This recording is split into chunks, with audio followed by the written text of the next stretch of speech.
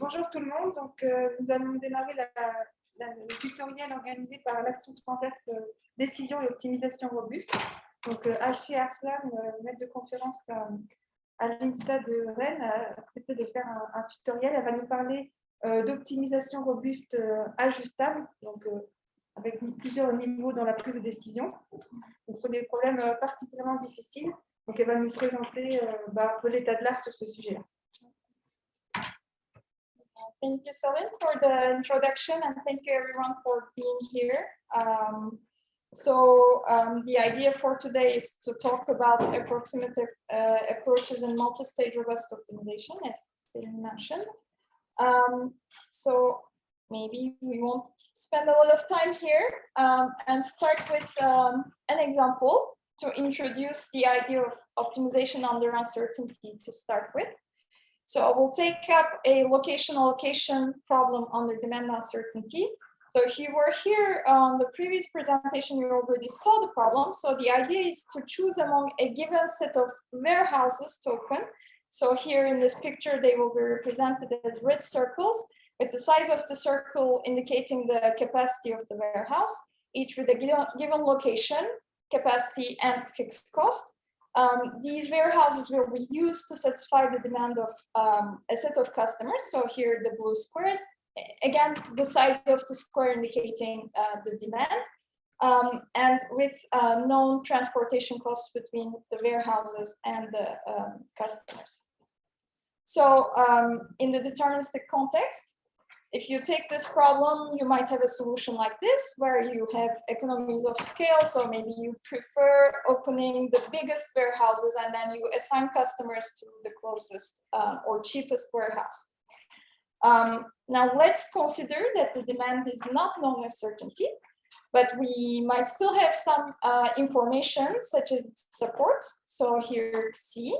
Or potentially distributional knowledge. So for instance, uniform distribution over a given support. So in this decision-making under uncertainty context, you make some decisions before knowing the uncertainty, so before the realization of demand. So here, those will be location decisions. And then once you see the customer demands, you will take up the allocation decisions according to what facilities have been opened.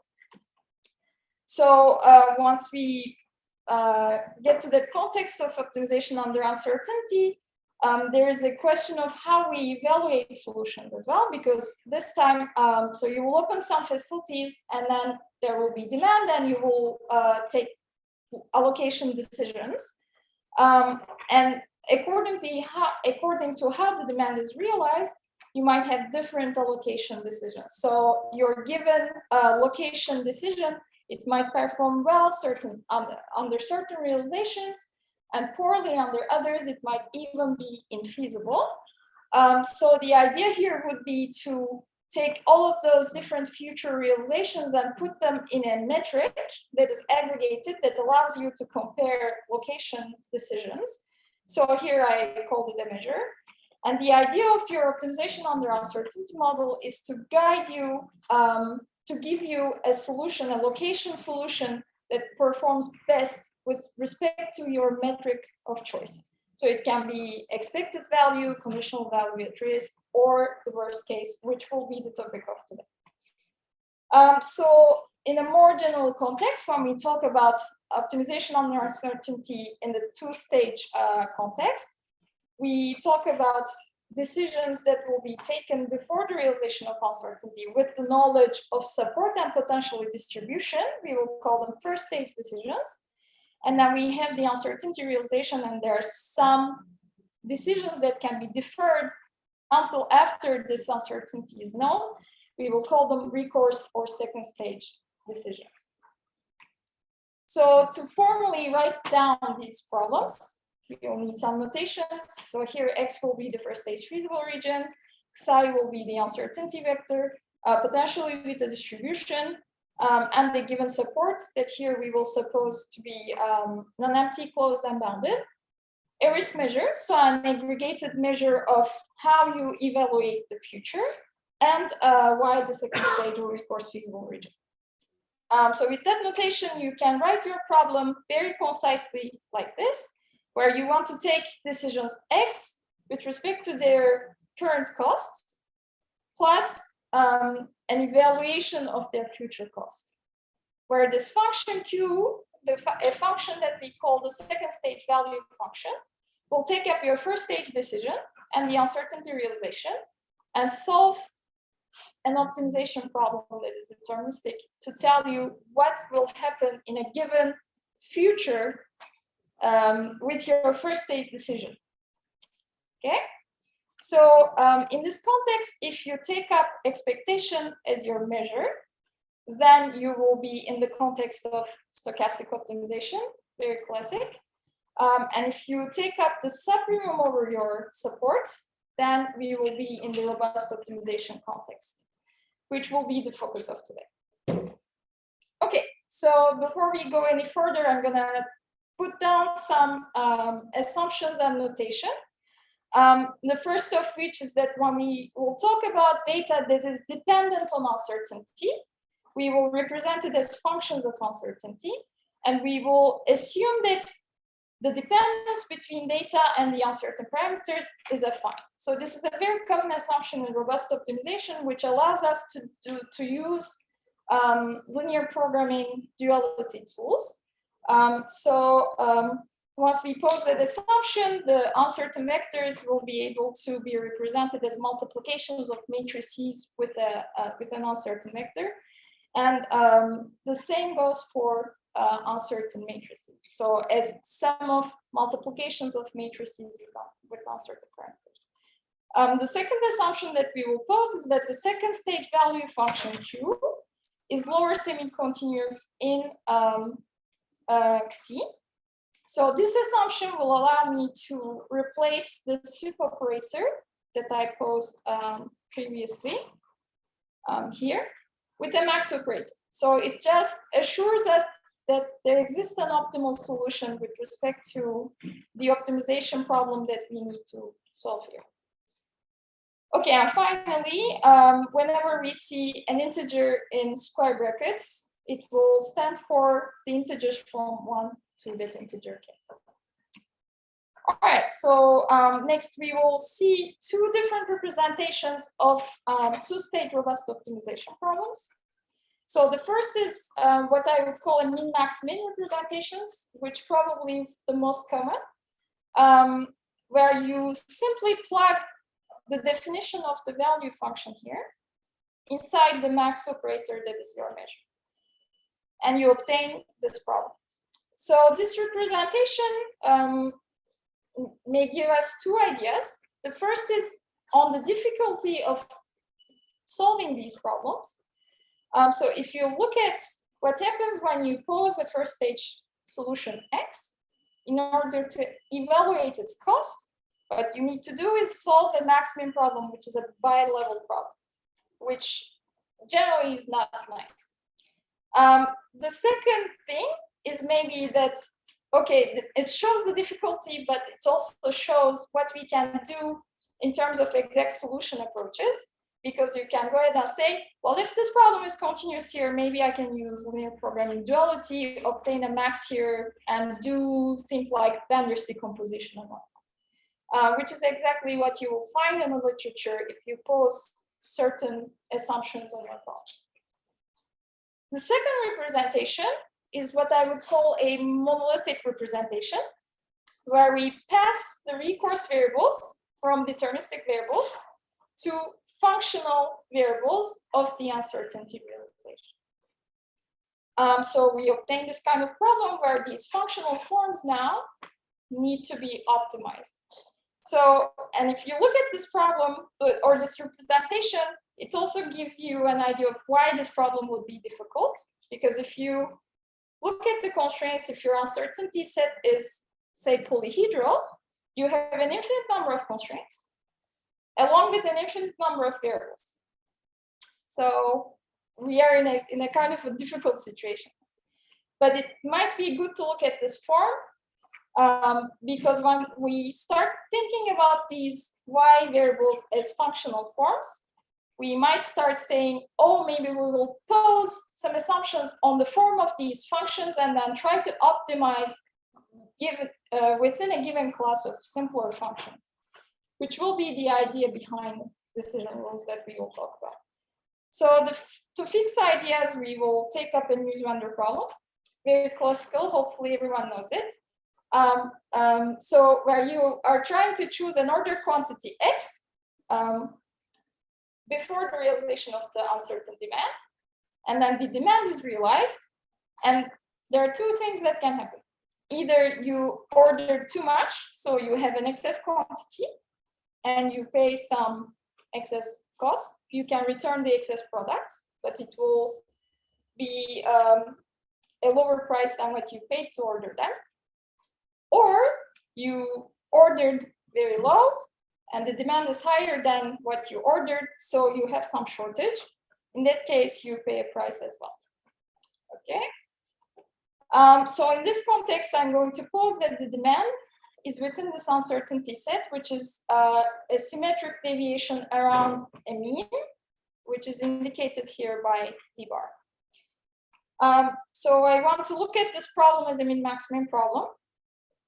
And actually, if you inspect these constraints a little bit, you will realize that the optimal recourse decisions S plus and S minus, they will appear as piecewise linear functions. So for instance, S plus will be the maximum between 0 and the difference between what you ordered and what is realized in terms of demand. So I went ahead and plotted these functions. So we see what they look like for a given X value. So for a given order quantity, we see that they are piecewise linear functions of the demand. And here I put the extreme points of the demand uncertainties. So once I know this functional form, I can also go ahead and put it in my value function and look at what my value function looks like.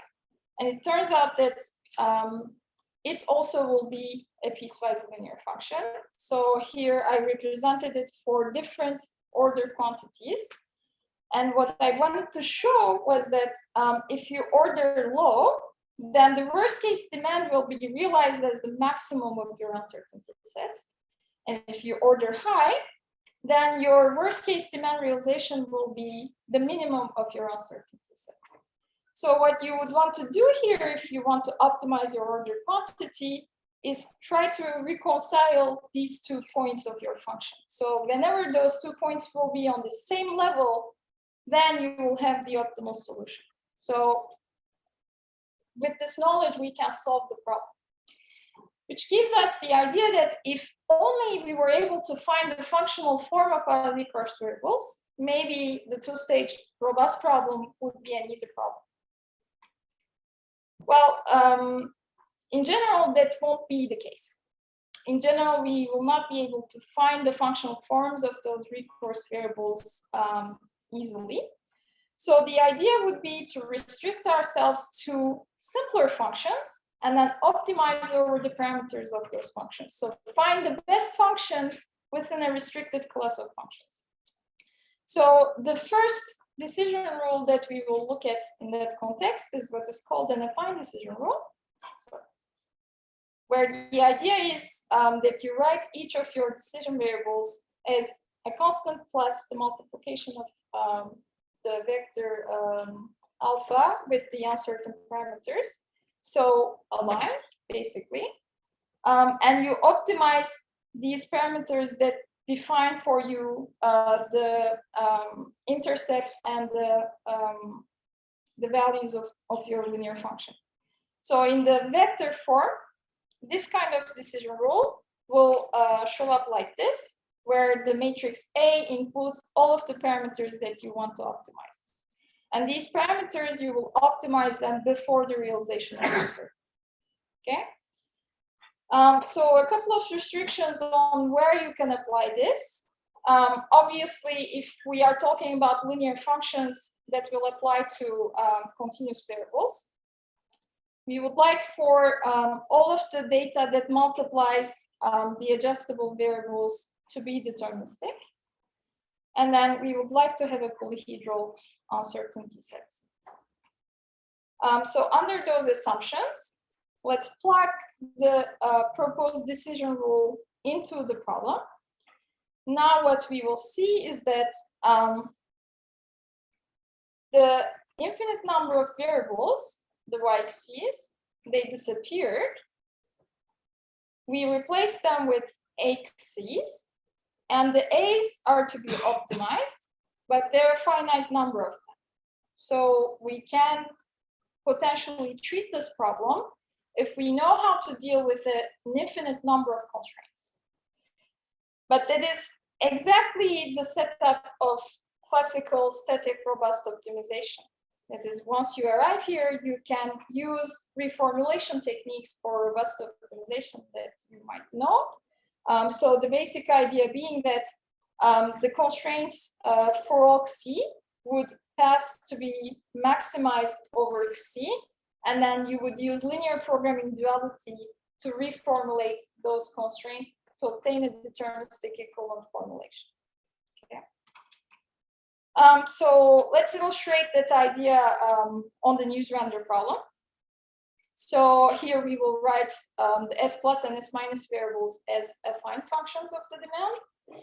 And then I went ahead and found the optimal linear functions for a given X value.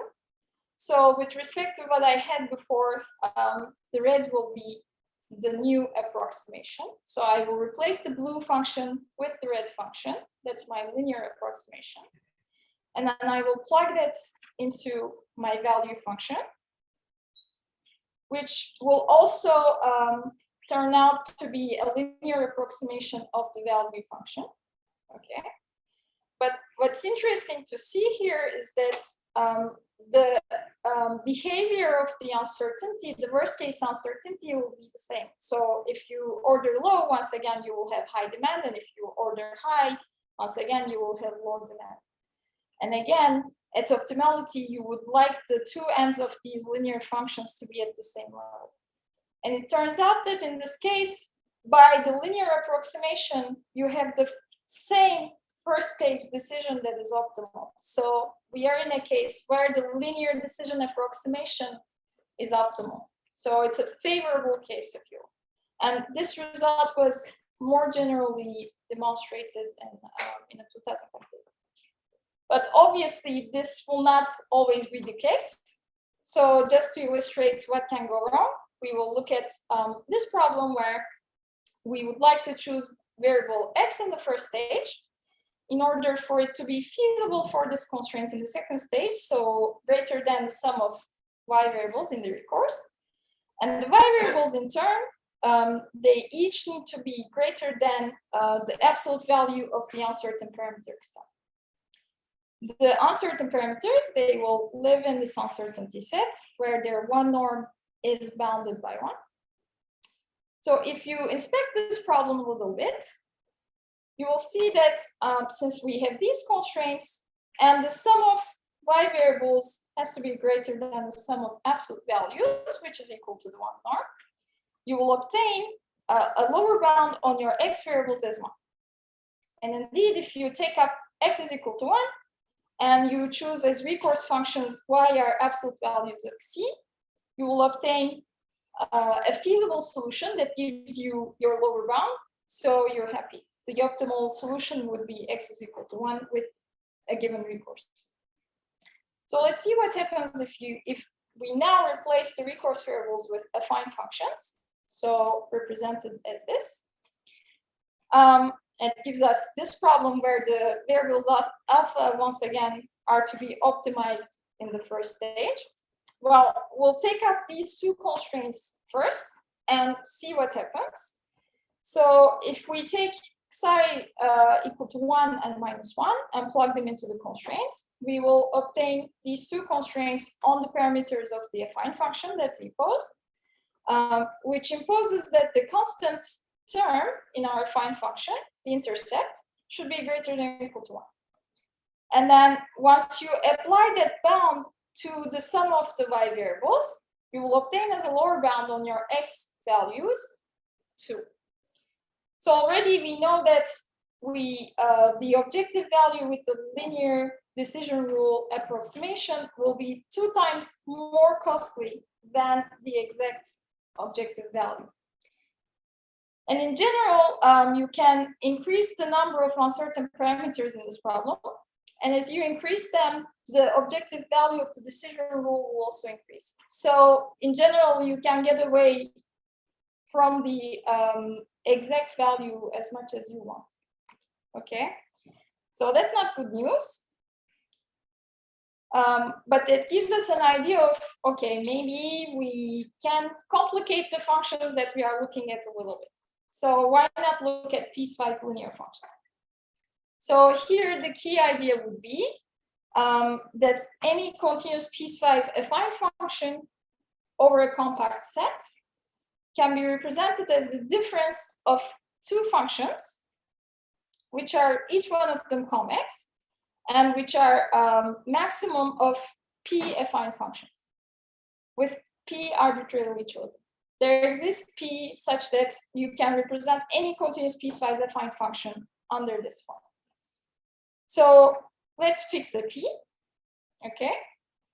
And then we will have p parameters to optimize here. So p affine functions and p affine functions to optimize on the other side. The difference of 2 will give us a piecewise linear function, okay? So we went from 1 set of decision parameters to optimize to 2p of them, but we can manage them. So we will decide them before the realization of uncertainty once again, and then optimize with respect to them. So once again, for continuous recourse, everything that multiplies the adjustable variables is deterministic, and the uncertainty set is fully hidden. So under those assumptions, we plugged in the decision rule into the problem, where we also wrote the maximum as a constraint with the auxiliary variable theta. And the decision parameters of the decision rule approximation are here. So what we can realize here is once again, this is a static robust optimization problem, but it's more complicated than the one that we have seen before, because we have the infinite number of constraints, but we cannot apply the linear programming duality, indeed any type of duality that applies to convex problems, because these constraints here are not convex. And that's because of the max function here, which is a convex function that appears with a minus before it. So duality is not usable. So we will have an infinite number of constraints. And also we have the nonlinearity here, right? So we have 2 types of difficulty to manage. So the first kind of difficulty that we have to manage the infinite number of constraints, we can manage that by doing at first a restriction of the uncertainty set. So let's take up a restriction of the uncertainty set with a finite number of scenarios and try to look at this problem. So now this problem becomes a finite number of constraints with nonlinear terms appearing here, but we can linearize them. So one way to linearize them would be to introduce these auxiliary variables and then use disjunctive constraints. So with z being binary here, only one of the zij's can be equal to 1. And we see that when zij is equal to 1, then the gamma variable takes up the right piece of the piecewise linear function. Okay, so this would be one way to linearize this thing. It's not the only way, but it gives you a mixed integer programming formulation. Obviously, the big M constant here to be studied. So let's say we did the linearization, we solved the restriction problem. Then obviously the question is, for a given optimal solution of that restricted problem, what can we say with respect to the entire uncertainty set, right? Is it feasible for the entire uncertainty set? Well, to know the answer to that question, we need to solve what we call separation problems. Here it can be done constraint by constraint. So for instance, for the objective function, we will try to maximize the violation on that constraint that defines the value of the objective function, the max, over this time all of the uncertainty realizations, with the restriction that the y variables should take the correct value, which is given by the alpha stars. This is the optimal solution of the restriction. Okay. So once again, you have this nonlinearity here that you can manage by linearization. This time for fixed alpha while c is changing. And so you iterate in this way until convergence to solve your piecewise linear decision approximation problem, and then you have a decision rule. Yeah. Okay, so all of the decision rule approximations that we discussed up to now are decision rules that apply to continuous recourse variables. So what about integer recourse variables? Well, the idea there would be to go towards piecewise constant functions, so they can be discontinuous. So to define them, we will partition the uncertainty set into k subsets to start with. So it will look like something like this. And then the idea is to assign one recourse policy, so an entire vector of recourse decisions to each partition. Okay. So the piecewise constant function, it will look like this. Okay. So now obviously the question is, how do you calculate these partitions? Well, there are two approaches in the literature. One approach would be to choose the partitions prior to the selection of recourse decisions. So those will be the uncertainty set partitioning schemes that we will talk about. And then another approach would be to choose the solutions first and then find the partitions optimally corresponding to those solutions. And that will be the k-adaptability framework that we will not have the time to discuss today. So uncertainty set partitioning, how does it work? The idea is to partition your uncertainty set progressively using hyperplanes and refine those partitions as you go along the iterations, depending on the solution that you obtain from a given partition. So once again, we will need that the uncertainty set is polyhedral, and the partitions produce also polyhedral uncertainty subsets. So very visually, this method will look something like this, where in a first iteration, you will work with your entire uncertainty set. So one solution for the entire uncertainty set. This is not an adjustable robust optimization problem. This is static robust optimization problem. But once you solve it, you will get an idea of how you want to partition your uncertainty set in order to improve your solution. So that's where we will have this calculation of this hyperplane. I'm going to talk about it in a second. So I say we obtain this hyperplane. Now we have two polyhedral uncertainty subsets. We will create one recourse vector for each subset, and then we will continue. So for instance, in a second iteration, we might decide that it's profitable to partition this uncertainty set further, but not this one. So we would have three uncertainty subsets, once again polyhedral, and three recourse vectors that are assigned to them. And we continue in this manner as long as we improve our solutions, and at any point we can stop. Okay. So more formally, let's say we are at the rth iteration, and S is the partition index. We have this number of partitions. So the uncertainties set is partitioned by polyhedron CRS. Then the problem will look like this. Okay, so if you fix S, then you will have a tiny static robust optimization problem that is solved over that uncertainty subset.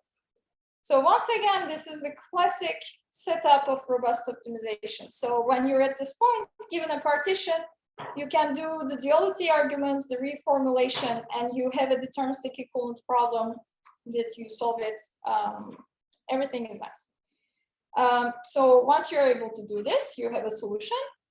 And then you will ask yourself, okay, what do I need to do to improve my partitions? Let's take up a solution. We will define what we call critical scenarios for that solution. So the idea behind critical scenarios is those scenarios that prevent you from improving your objective function. So you will try to search for those constraints which have the minimum slack in them. So to find them, you just minimize over your uncertainty subsets. And then if the slack that is minimized is less than or equal to some threshold, you say that you consider this scenario to be a critical scenario. And for each partition and solution which have more than one critical scenarios, you want to partition them further. So one way of doing that would be to identify a hyperplane such that there's at least one uncertainty realization at either side of that hyperplane. Another idea would be to use Voronoi diagrams. If you are familiar with clustering, I think this will be an idea that's familiar for you. And you continue.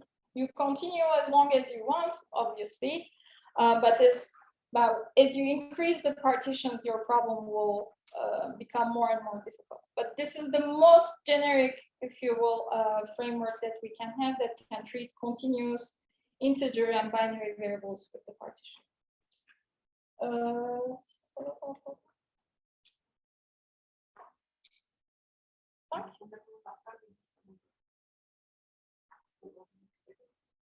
Super. Right. So that will be all for the two-stage robust optimization. So we talked about affine, piecewise affine, and piecewise constant functions. Now we will try to generalize those ideas to multi-stage optimization problems. So the multi-stage optimization is just a generalization of the two-stage in the sense that the uncertainty realizations will be revealed progressively and not all at once. And what will happen is that each time an uncertainty realization is revealed, you will have the right to use it in your decision-making process. So here, for X1, you only know that the uncertainty vector is in a set, uncertainty set. For X2, you know exactly the value of psi1 that's revealed.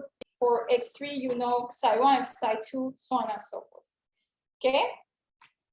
So formalizing this problem is a little bit more complicated than a two-stage problem. So we will need some more notation. Here I will denote the entire uncertainty vector by psi t capital. And then psi t script will be uncertainty vectors that are associated to each stage. And then to denote the history of realizations that are revealed up to a given stage t, I will use this notation psi superscript. So with that notation, the monolithic formulation of the problem, it will not look so much different with respect to the two-stage problem, with the only subtlety being that now the decision variables will be functions of the history up to t and not the entire uncertainty vector. Okay, so that property is known in the stochastic programming literature as the non-anticipativity property. It just means to say that you can use uncertainty that is revealed before before the time that you need to take the decisions, but you cannot foresee the future. Okay. The idea of affine and piecewise affine decision rules in this context is generalized more or less straightforwardly. You just need to write your functions not as functions of the entire uncertainty vector, but as functions of the history, okay? And once you do that, if you put p is equal to 1, then you will reduce to the affine decision rule context and you can use duality. And if you have p is greater than or equal to 2, then you will be in the piecewise affine decision rule context, and you can use the scenario generation approach that we talked about. Here, it might also be interesting to define what we would call an information basis, because if you look at the number of variables that we have here, it will increase quite a bit as you increase the number of stages in your problem. So it might be pertinent to say that, well, I want to only take into account the latest realizations when I take up my decision. So maybe I will just look at the last 2 periods, and then that will lead to a reduction in the number of decision variables that you need to optimize for your affine or piecewise affine function. Okay. Once again, the restrictions, you can only apply this to continuous variables. Everything that multiplies a decision variable as a function of C needs to be deterministic, and then the uncertainty set needs to be polyhedral in order to use all of these things. Okay, what about the uncertainty set partitioning? The idea at its core will be the same, but the implementation will be quite a bit different. And the reason is, once again, this notion of non-anticipativity. So if you do your partitions as you would in the 2-stage case, and then you assign a recourse vector to each of your partitions, you will violate the non-anticipativity. So you need to impose it explicitly. So I will try to illustrate this on an example. So in my previous illustration of this method, I had used this example where the uncertainty set was partitioned with a hyperplane that uses information from the first stage and the second stage, obviously assuming that there is one uncertain parameter at each stage. So, and then over these 2 partitions, we had 2 different decision vectors. Well, what happens is here you used information from the first 2 stages, but you will not know to which partition the realizations belong until after the second period. So that means that if you do not impose that Y1 and Y2 should agree in the first 2 stages, then you will be violating the non-anticipativity property. So the idea to go around that would be to take a note of what information you are using when you add your separating hyperplanes. So for instance, here we only use information from the first stage. Sorry. Then in the resulting partitions, we will say that the decisions should agree over the first stage decision.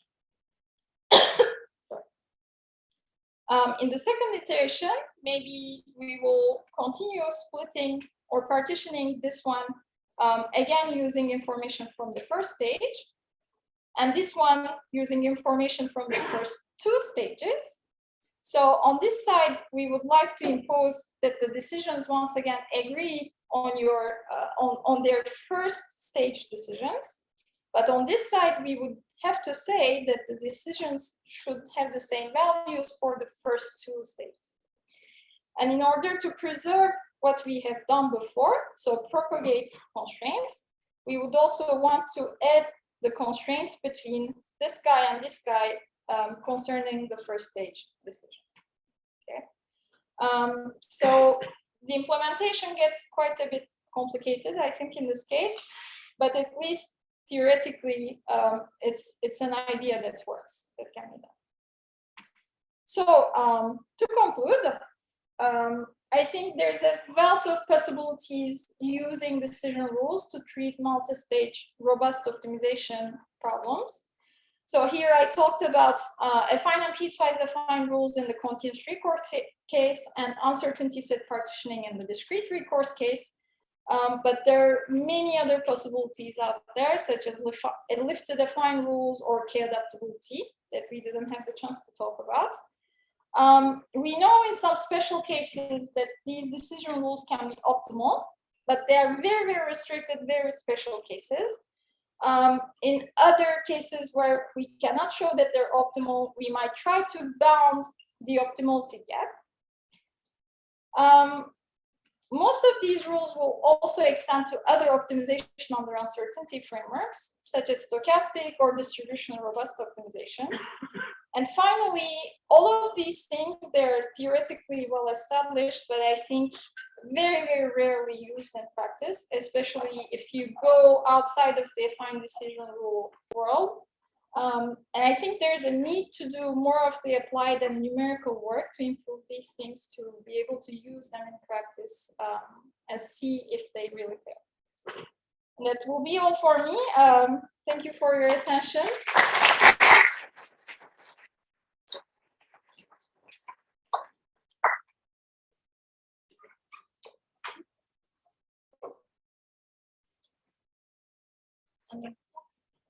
Yeah, I hear a lot from the CAD community that describe the constant result. So I think there's results on when you have binary three-course decisions, and then you can choose your K sufficiently high, then you are optimal. But so I don't know exactly how the K is chosen, but if you don't limit the K, and you can increase as much as you want, then you will get optimal at some point. But other than that, I'm not aware of any